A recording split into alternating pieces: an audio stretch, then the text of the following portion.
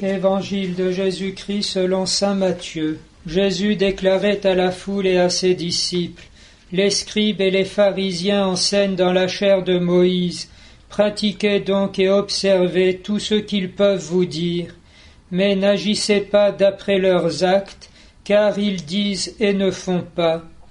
Ils lient de pesants fardeaux et en chargent les épaules des gens, mais eux-mêmes ne veulent pas les remuer du doigt.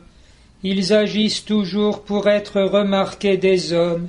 Ils portent sur eux des phylactères très larges et des franges très longues. Ils aiment les places d'honneur dans les repas, les premiers rangs dans les synagogues, les salutations sur les places publiques.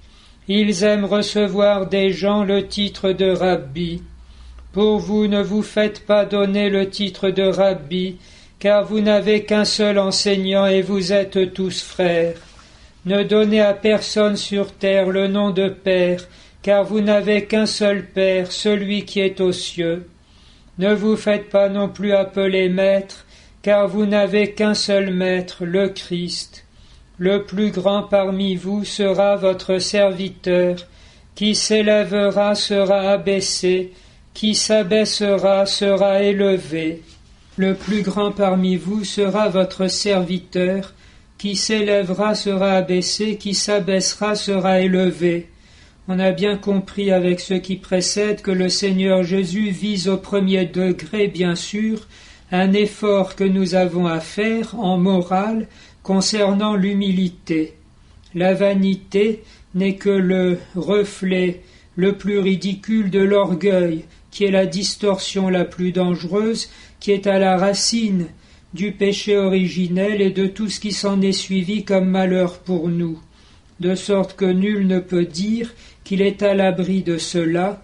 La nature, comme l'on dit improprement, le poursuivra jusqu'au dernier souffle, et c'est toujours qu'il nous faudra faire effort sur ce point, non seulement d'ailleurs pour notre propre gouverne, mais aussi et peut-être de façon plus essentielle encore, concernant le regard que nous portons sur les autres, et sur les choses du monde, et sur ce qui est important et clinquant dans ce monde, et ainsi de suite.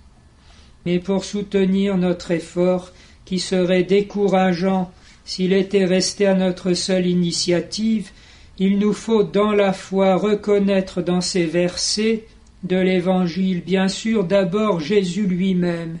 Le plus grand parmi vous sera votre serviteur.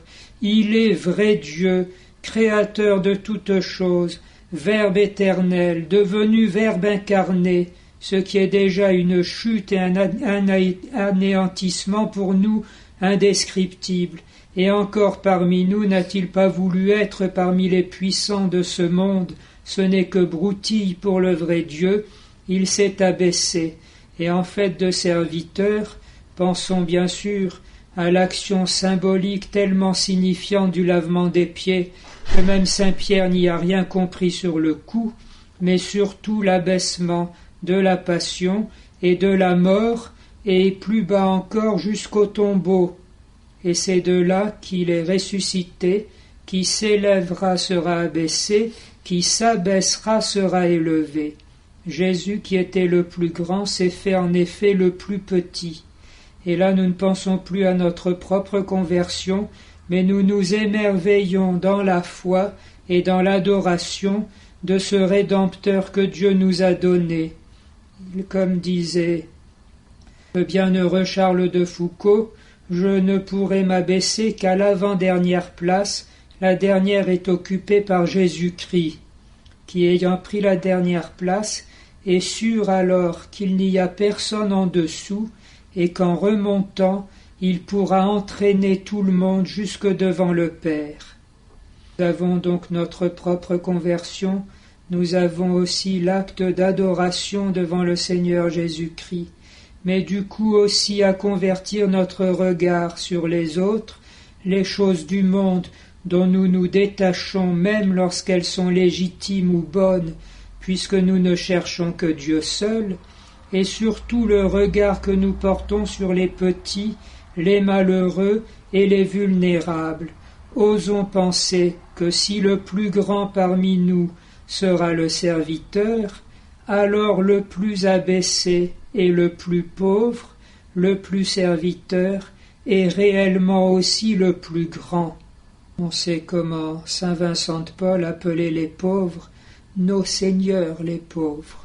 Si nous entrions dans cette conversion du regard sur ceux qui sont les pauvres autour de nous, alors le Seigneur Jésus nous serait vraiment une lumière, nous serions toujours dans la paix et dans la lumière.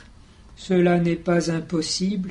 Si le Seigneur nous a donné cet évangile, c'est tout simplement parce qu'il inscrit aussi dans nos âmes les grâces qui vont avec, et conversion, et lumière, et paix, et adoration, somme toute tout simplement esprit de foi surnaturel.